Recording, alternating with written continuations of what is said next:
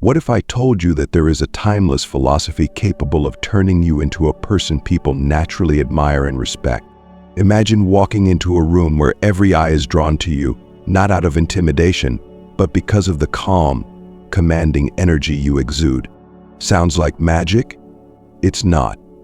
It's the transformative power of Stoicism, a philosophy practiced by ancient greats like Marcus Aurelius and Epictetus, tailored here for the modern world. Why do some people seem effortlessly charismatic? Why does respect flow toward them without force or struggle? It's not luck, charm, or even strategy. It's the habits they embody. Habits grounded in authenticity, integrity, and a keen awareness of others. Today, we'll uncover 7 Stoic habits that can elevate your relationships, amplify your influence, and inspire admiration in every area of your life. But here's the catch. These habits aren't about manipulation or shallow tricks. They demand inner growth and self-reflection, the very heart of Stoicism. Stick with me because the final habit ties everything together in a way that will truly redefine how others perceive you. Trust me, you don't want to miss it. But first, let's begin with the foundation: taking responsibility for your actions. 1. Take responsibility for your actions. Responsibility is the cornerstone of respect. Think about it. How often do we encounter people who deflect blame, make excuses, or shy away from owning their mistakes? Now contrast that with the rare individual who says, "Yes, that was my fault, and here's how I'll make it right." Doesn't that inspire trust? Isn't that someone you'd admire? This is the power of taking responsibility. What does it mean to truly take responsibility? It's more than a simple apology when things go wrong. It's about owning every action and decision, recognizing their impact on those around you. It's the willingness to say, "I was wrong," but also the courage to take the necessary steps to make amends. By doing this, you signal strength, maturity, and a commitment to growth. And isn't that the essence of Stoicism? To grow wiser and better through every experience. Picture this. You're in a heated argument with a loved one. Instead of doubling down on defensiveness, you take a deep breath and admit where you've fallen short. "I could have communicated better. I see how my actions hurt you." Do you feel the shift that happens in that moment? Ownership disarms anger. It builds a bridge for understanding and connection. Responsibility also shines in professional settings. Imagine being part of a team where a project falters. While others scramble to avoid blame, you calmly acknowledge your part in the failure and propose solutions. What message does this send to your peers? That you're dependable. That you care more about the outcome than your ego. Such moments define leaders not through titles but through actions. Why is this habit so powerful? Responsibility reinforces trust, and trust is the foundation of any meaningful relationship. It tells people, "You can rely on me. I'll show up and do the right thing, even when it's hard." Isn't that the kind of person you respect and admire? Stoicism teaches us to focus on what we can control, our actions, choices, and attitudes. By embracing this truth, you become unshakable. You stop worrying about how others perceive you and start focusing on living with integrity. But let's be honest, owning up isn't always easy. Our pride often stands in the way. We fear looking weak or incompetent. But here's the irony. It's the act of taking responsibility that makes you appear stronger and more capable. People admire those who face challenges head-on rather than shrinking away from them. Consider the ripple effects of this habit. When you take responsibility, you encourage others to do the same. You set a standard for accountability that inspires those around you. Whether it's in your friendships, workplace, or family, you become a source of stability and respect. How can you start practicing this habit today? Begin with small moments. When you're late to a meeting, don't make excuses about traffic. Apologize and own it. When a friend points out a hurtful comment you made, resist the urge to justify yourself. Acknowledge their feelings and reflect on how you can do better. Over time, these small acts build a reputation of integrity that people can't help but admire. Remember, this isn't about perfection. You will falter, and that's okay. What matters is how you respond when you do.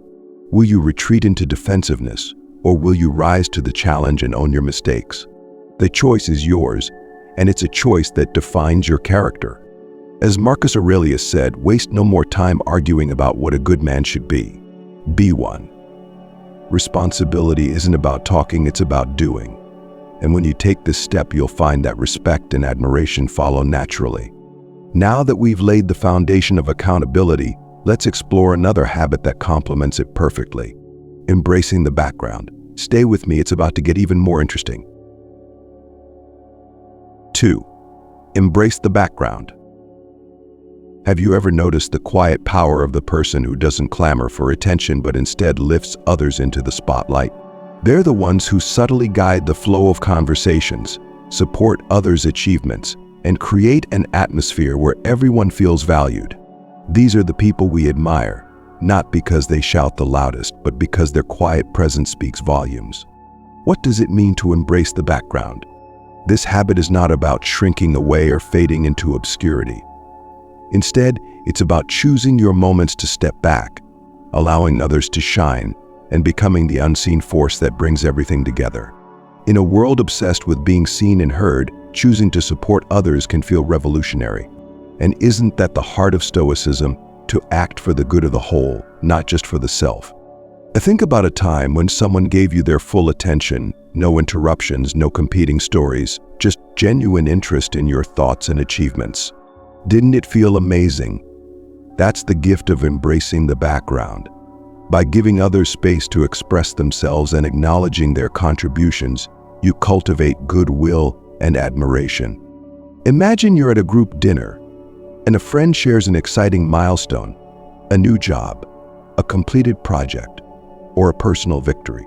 Instead of steering the conversation toward your own achievements, you encourage them to share more. That's incredible. Tell us how you managed it. In that moment, you're not just supporting them, you're creating a space where everyone feels inspired. Why does this habit work so well? People want to feel seen, heard, and valued. When you step back to let others shine, you're fulfilling a deep human need for recognition and connection. But more than that, you're showing strength. It takes confidence and humility to celebrate someone else's success without feeling diminished by it. In professional settings, embracing the background can set you apart as a true leader. Consider a scenario where a colleague excels on a project. Instead of feeling threatened or overshadowed, you publicly acknowledge their efforts. It was Sarah's creative approach that really made this work. What happens next? Sarah feels supported, others respect your generosity, and you gain the quiet authority of someone who values the team over personal ego.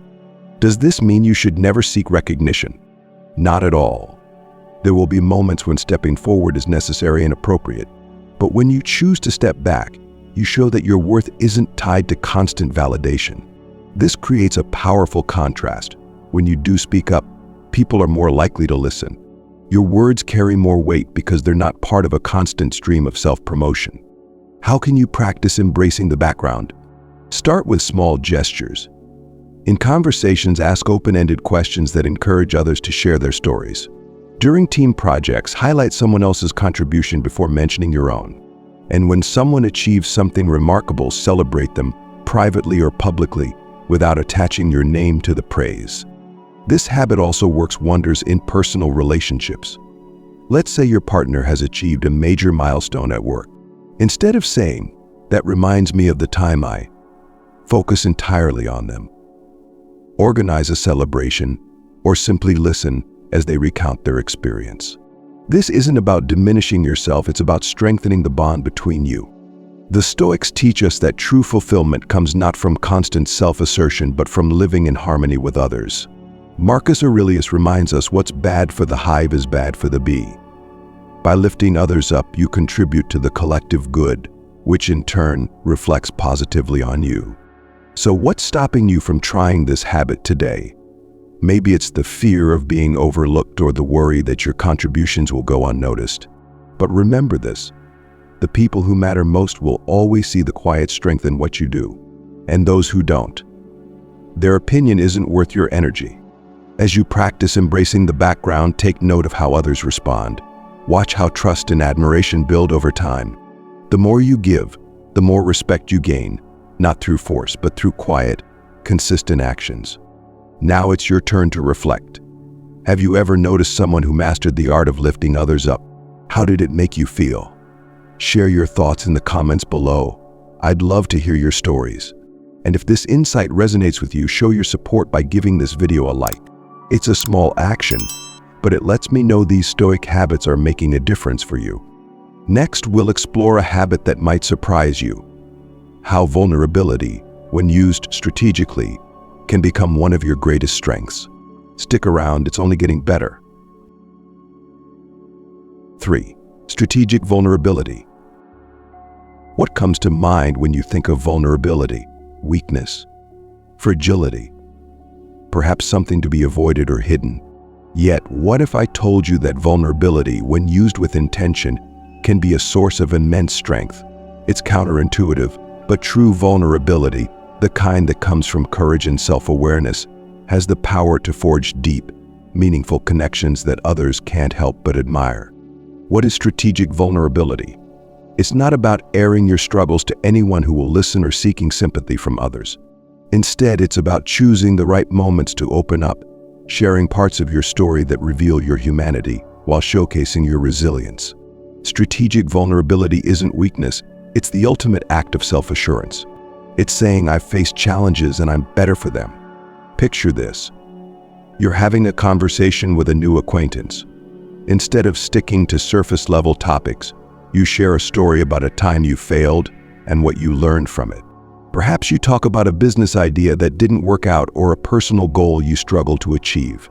Rather than diminishing their opinion of you, this honesty draws them closer. Why? Because it shows you're real.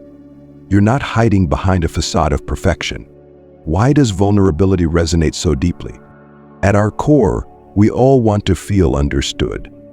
When someone shares their challenges, it's a reminder that we're not alone in our struggles. It's a bridge that connects people on a human level, cutting through superficial barriers. Strategic vulnerability invites others to trust you, and in return, they often feel safe enough to share their own stories. In personal relationships, this habit can transform the way people see you. Imagine being on a date or talking to a close friend. Instead of projecting an image of invulnerability, you reveal something meaningful. A fear you've overcome, a mistake you've made, or a value you hold dear.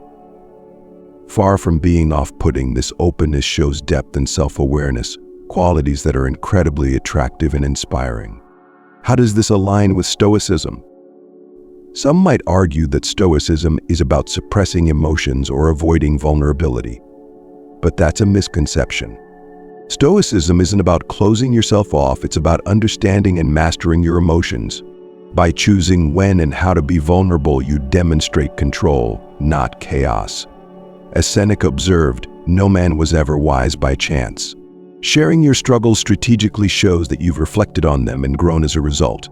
Consider a professional setting. You're in a leadership position, and a team project hits a major obstacle. Instead of pretending everything is fine, you acknowledge the challenge openly.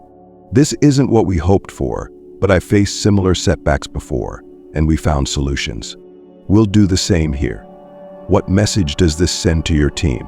That you're human, yes, but also capable, experienced, and unshaken by adversity. Is there a danger in oversharing? Absolutely. Strategic vulnerability is about balance. Sharing too much, too soon, or in the wrong context can make others uncomfortable or give the impression that you lack boundaries. This isn't about seeking validation or burdening others with your problems.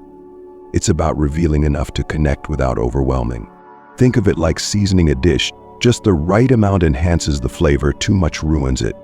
How can you practice this habit? Start by reflecting on your own experiences. What challenges have shaped you? What lessons have you learned? Choose one or two stories that feel authentic to share when the moment arises. The key is to pair vulnerability with strength. For example, if you talk about a fear of public speaking, also share how you're working to overcome it or how you've succeeded despite it. This balance of humility and growth is what makes vulnerability so compelling. In social settings, pay attention to the flow of the conversation. If someone else shares something personal, it might be the perfect moment to reciprocate with your own story. At work, Look for opportunities to show resilience, whether it's admitting a mistake or acknowledging uncertainty while expressing confidence in finding a solution. What does strategic vulnerability achieve? It transforms how others perceive you. Instead of seeing you as unapproachable or overly polished, they see someone authentic, relatable, and courageous. This creates a sense of trust and admiration that can't be manufactured. People are drawn to those who remind them of their own humanity while inspiring them to be stronger. When you practice this habit, you'll notice a shift in your relationships. Conversations become deeper. Connections feel more genuine. And over time, you'll find that others look to you not just as someone they admire, but as someone they trust implicitly. As we move forward, consider how vulnerability has played a role in your own life. Have you ever been inspired by someone who shared their story with honesty and strength? Reflect on that as we prepare to dive into the next habit, the art of subtle flattery. 4. The art of subtle flattery. What happens when someone offers you a genuine compliment, one that feels earned and specific to who you are? Do you feel seen, valued, even a little elevated? Subtle flattery, when done with sincerity, is one of the most powerful tools in building rapport and admiration. It's not about manipulation or insincere praise. It's about recognizing and appreciating the qualities in others that make them unique. Why does subtle flattery matter? At its core, flattery speaks to a universal human need, the desire to be acknowledged. Every person carries within them a longing to be noticed, not for superficial traits, but for their efforts, talents, and virtues. When you offer someone a thoughtful compliment, you're telling them, "I see you, and I value what I see." In a world where so many interactions feel transactional or shallow, this simple act stands out. But subtle flattery is an art. Done wrong, it can feel clumsy or disingenuous. Done right, it leaves a lasting impression. The key lies in its delivery. Your words should feel effortless and rooted in truth. Consider this.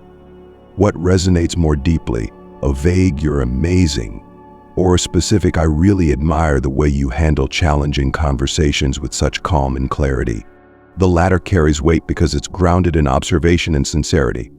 How do you master subtle flattery? Start by paying attention. People often reveal their strengths in casual conversations, through their actions, or even in passing comments. Perhaps a colleague consistently keeps the team motivated during difficult projects, or a friend always seems to know the perfect thing to say in stressful situations. Once you notice these traits, articulate your appreciation in a way that feels natural and specific. Imagine you're at a social gathering, and someone shares a story about a difficult decision they made at work.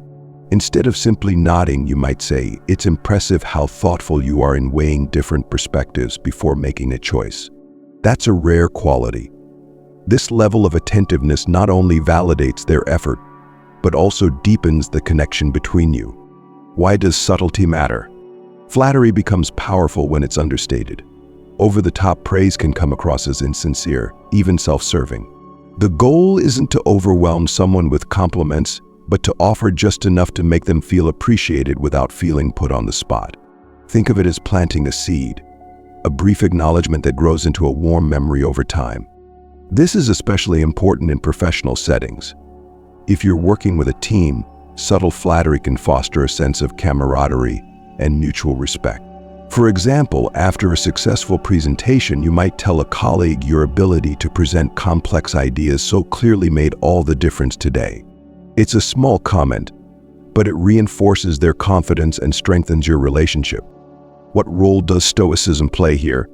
Stoicism teaches us to recognize virtue in others.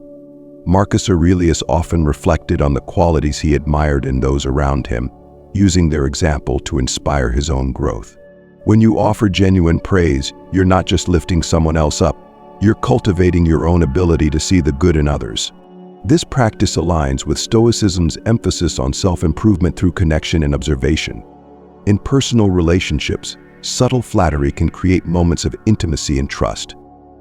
Suppose your partner spends hours preparing a meal for you. Instead of a simple "this tastes great," you might say, "The care you put into making this really shows. It's one of the things I love about you." These small, thoughtful comments remind others that their efforts are noticed and cherished. How do you ensure flattery feels genuine? The secret lies in intention. Flattery isn't about getting something in return, it's about celebrating what's already there. Before offering a compliment, ask yourself, do I truly admire this quality? If the answer is yes, then let your words flow naturally. And remember, the best flattery is often unexpected.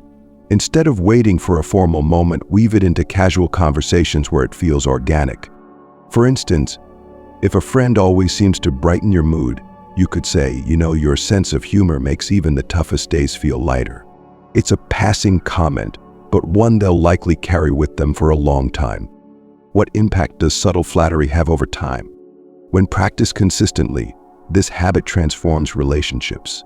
People begin to associate you with positivity and encouragement. They see you as someone who truly values them, not just for what they do, but for who they are. This kind of admiration is far deeper and more enduring than any fleeting charm or charisma. Subtle flattery isn't about manipulation, it's about connection.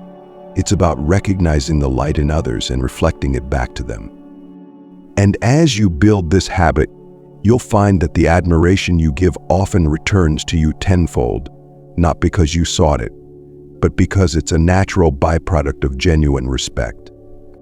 As we continue exploring these habits, let's turn to another practice that builds upon this foundation of connection: the importance of remembering and mentioning the small details. It's often the tiniest gestures that leave the deepest marks. 5. Remember and mention the small details.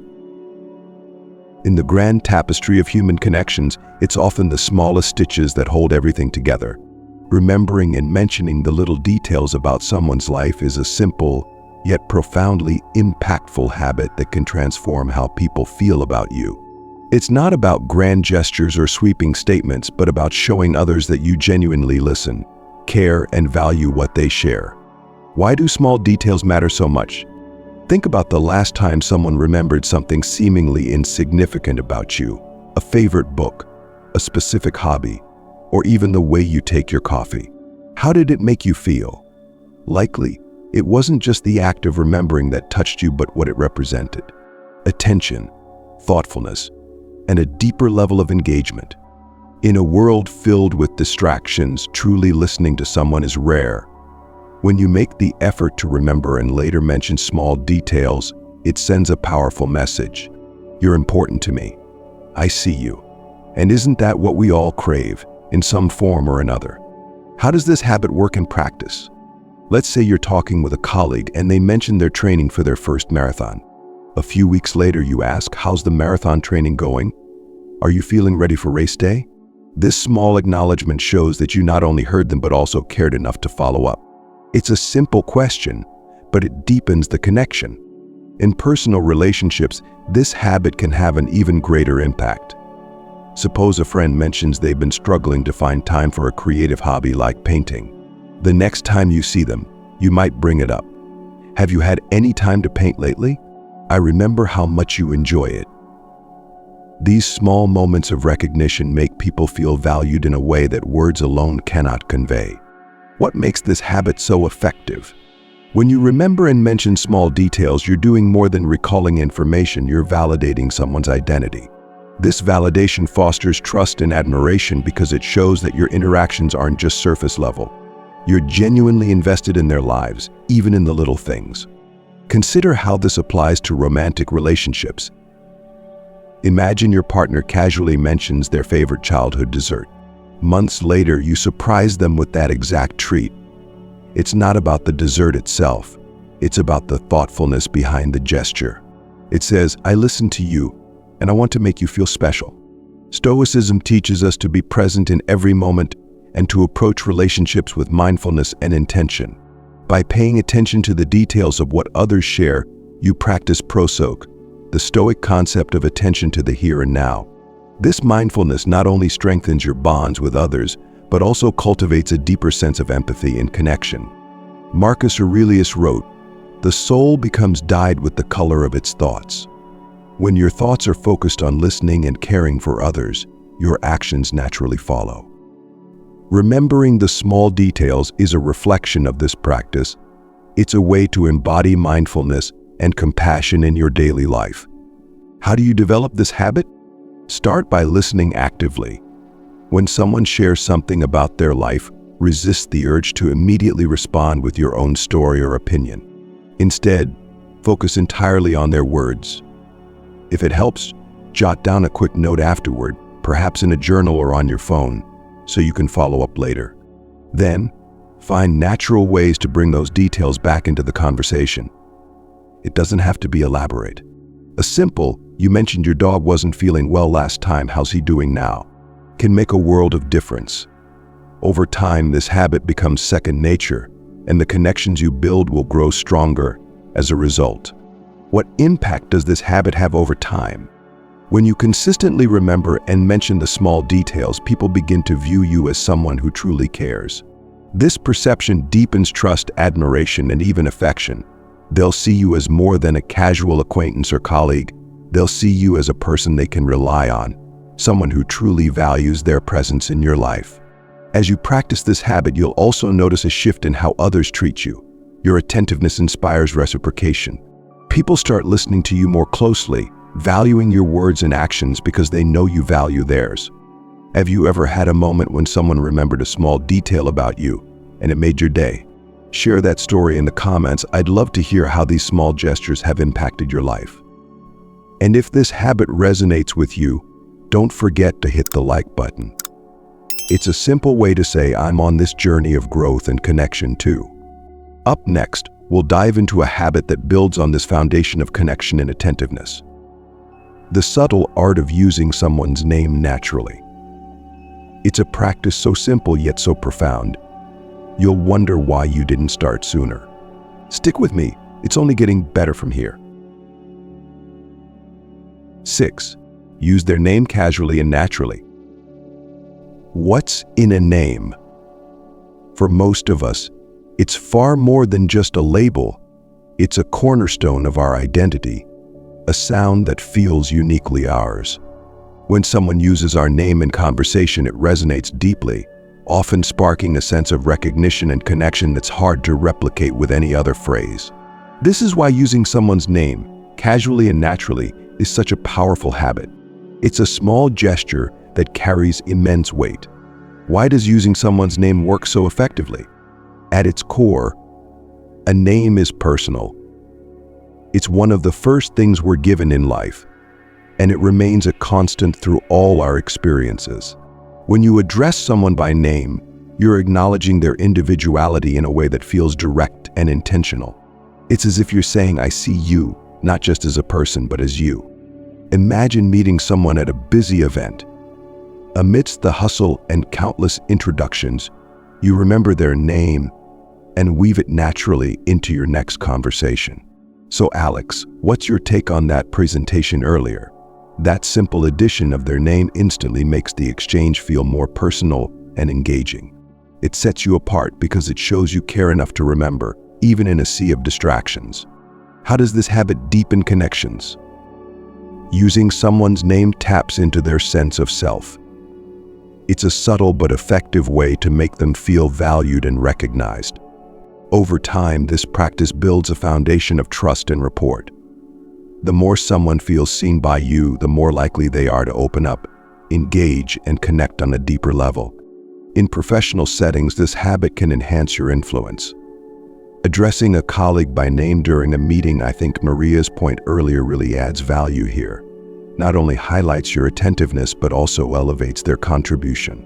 This simple acknowledgement strengthens the dynamic, making everyone feel more respected and included. In personal relationships, the effect can be even more profound. Picture this: your partner has had a long day. Instead of a generic "how was work?" you say, "How was your day, Sarah?" The addition of their name softens the tone, turning a routine question into something more thoughtful and intimate. It's a small shift, but one that speaks volumes. Stoicism teaches us to approach others with respect, mindfulness, and intentionality. By using someone's name, you're practicing these principles in action.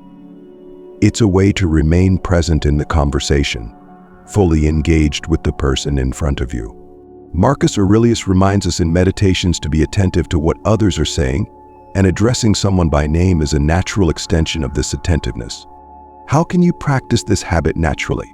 The key to using someone's name effectively is subtlety. Overusing it can feel forced or insincere, like a telemarketer reading from a script. The goal is to integrate it seamlessly into your speech so it feels genuine and effortless. Start by making a conscious effort to remember names. When meeting someone new, repeat their name back to them during the introduction. Nice to meet you, Emily. This repetition not only helps solidify the name in your memory, but also begins building rapport right away. As the conversation progresses, use their name sparingly, like a seasoning. For example, instead of saying, "That's a great idea," you could say, "That's a great idea, James." It's a subtle touch that adds warmth and personal connection without feeling overdone. Why is balance important? Too much of anything, even something good, can have the opposite effect. If every sentence you utter includes someone's name, it might come across as artificial or overly calculated. The power of this habit lies in its natural delivery, just enough to feel intentional, but not so much that it becomes noticeable. Consider situations where names carry extra weight, like resolving conflicts. Addressing someone by name during a tense conversation, "I understand where you're coming from, Kevin," can soften the tone and help de-escalate emotions. It reminds the other person that they're being treated as an individual, not just a problem to solve. What impact does this habit have over time? The consistent, thoughtful use of someone's name creates a ripple effect. It reinforces positive interactions, makes conversations more engaging, and strengthens the emotional bonds between you and others. People begin to associate your presence with a sense of comfort and attentiveness, which naturally elevates their perception of you. In the long term, this habit cultivates an environment of mutual respect. Whether in personal or professional settings, people feel more valued and understood when their name is part of the dialogue. It's a simple yet profound way to build connections that last. As we move forward, let's consider how these subtle yet meaningful habits come together. Next, we'll explore the final habit in this series, the echo technique. It's a practice that ties attentiveness, connection, and mindfulness into one seamless approach. Stay with me. It's a skill you'll want to master. 7. The echo technique. Have you ever been in a conversation where the other person made you feel truly heard, like your words mattered, like your thoughts were reflected back to you in a way that deepened the exchange? That's the power of the echo technique. It's an elegant yet simple habit that transforms ordinary conversations into meaningful connections. What is the echo technique? The echo technique is the practice of subtly reflecting someone's words or ideas back to them during a conversation. This doesn't mean parroting their exact phrases, which can feel awkward or insincere. Instead, it's about picking up on the essence of what they're saying and weaving it naturally into your response. For instance, imagine someone says, "I've been feeling really stressed about this big project at work." Instead of jumping in with advice or changing the subject, you might respond with, "It sounds like this project is really demanding a lot from you right now." That slight reflection validates their feelings and keeps the focus on them, inviting deeper dialogue. Why does this habit work so well? At its heart, the echo technique taps into a fundamental human desire, the need to be heard and understood. When you reflect someone's words back to them, it shows that you're not just listening, you're engaging with their thoughts on a deeper level. It's a way of saying, "I see you and I value what you're sharing." This habit works across all kinds of relationships. In professional settings, echoing a colleague's ideas during a brainstorming session, "I really like what you said about focusing on customer experience. Let's build on that," can make them feel respected and appreciated. In personal relationships, it's a way to validate emotions and show empathy, whether your partner is sharing their worries or celebrating a success. How does the echo technique strengthen connections? When people feel heard, they feel valued. By reflecting their words back to them, you create a space where they feel safe to open up further. This deepens trust and fosters mutual respect, turning even brief interactions into moments of genuine connection. Imagine you're getting to know someone new. They share that they've recently started learning to play the guitar. Instead of saying, "That's cool," and moving on, you echo their enthusiasm. "That's awesome. Learning guitar must be both exciting and challenging. What's been the most fun part so far?" This approach not only keeps the conversation going, but also makes them feel seen and understood. The echo technique aligns beautifully with the Stoic practice of active listening. Stoicism teaches us to approach interactions with mindfulness and humility, focusing on understanding others rather than dominating conversations. As Epictetus said, "We have 2 ears and 1 mouth, so that we can listen twice as much as we speak." Echoing reflects this principle. It prioritizes listening over speaking, connection over ego. How do you master the echo technique? Like any skill, the echo technique requires practice and intention. Start by paying closer attention to what people are saying. Instead of thinking about how you'll respond while they're talking, focus entirely on their words. Then, identify a key idea or emotion they've expressed and incorporate it into your reply. For example, if a friend says, "I've been working on this new recipe, but it's been really tricky to get it right," you might respond with, "It sounds like you've been experimenting a lot with it. What's the hardest part you've had to figure out?" This keeps the spotlight on them while subtly encouraging them to share more. Why does subtlety matter? Like all the habits we've explored, the echo technique works best when it feels natural. Overusing it or reflecting someone's words too literally can come across as insincere or robotic. The goal is to enhance the conversation, not to mimic it. Think of echoing as a tool to guide the dialogue rather than control it. Consider a scenario where you're reconnecting with an old friend. They mention how much they've been enjoying hiking recently. Instead of just nodding, you could say, "Hiking sounds like such a great way to unwind. Do you have a favorite trail you keep going back to?" This reflection not only shows you're engaged, but also invites them to share more, deepening the connection. What impact does the echo technique have over time? When you consistently use the echo technique, people begin to associate you with meaningful conversations. They see you as someone who truly listens, who values their thoughts and experiences. This builds trust, admiration, and a sense of comfort in your presence. Over time, this habit can transform your relationships, whether it's in the workplace, among friends, or with your partner. Echoing fosters a sense of mutual understanding that strengthens bonds. It turns casual interactions into opportunities for connection and makes others feel valued in a way they won't forget. The echo technique ties seamlessly into the other habits we've explored. Like remembering small details or using someone's name, it's about attentiveness and genuine care. It's a reminder that the smallest gestures done with intention and sincerity can leave the deepest impressions. Now, as you reflect on all 7 habits, think about how they intersect. Taken individually, each is powerful in its own right. Together, they form a holistic approach to building respect, admiration, and connection. This is the essence of Stoicism in relationships, practicing mindfulness, integrity, and empathy to elevate not only yourself but also those around you. You've journeyed through 7 powerful Stoic habits, each a stepping stone toward becoming someone people naturally respect and admire. But these habits are not just tools for outward influence, they're practices that deepen your inner character, aligning who you are with how you interact with the world. These habits are more than techniques, they're rooted in the timeless wisdom of Stoicism. By practicing mindfulness, empathy, and self-control, you not only elevate your relationships but also align yourself with the virtues Stoics have long revered. Wisdom, courage, justice, and temperance. You're not chasing admiration, you're earning it through authentic growth. What's next? It's time to put these habits into practice. Choose one to focus on today.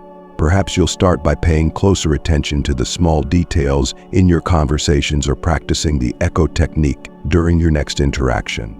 Remember, meaningful change doesn't happen overnight, it's built through consistent, intentional effort. As you practice these habits, notice the ripple effect they create in your life. Relationships deepen, opportunities unfold, and respect flows toward you naturally, not because you demanded it, but because you earned it through your actions. A final question for you. Which of these habits resonates most with you? Do you see an opportunity to apply one in your relationships today? Share your thoughts in the comments. I'd love to hear about your journey. And if you found value in this exploration of Stoic habits, consider liking this video and subscribing to the channel for more insights like these. Thank you for joining me on this path of growth and connection. As you step forward, remember that every interaction is an opportunity to practice these principles. With each step, you're not just shaping how others see you, you're shaping the person you're becoming. Here's to a life of respect, integrity, and meaningful relationships. Keep striving, keep growing, and keep shining.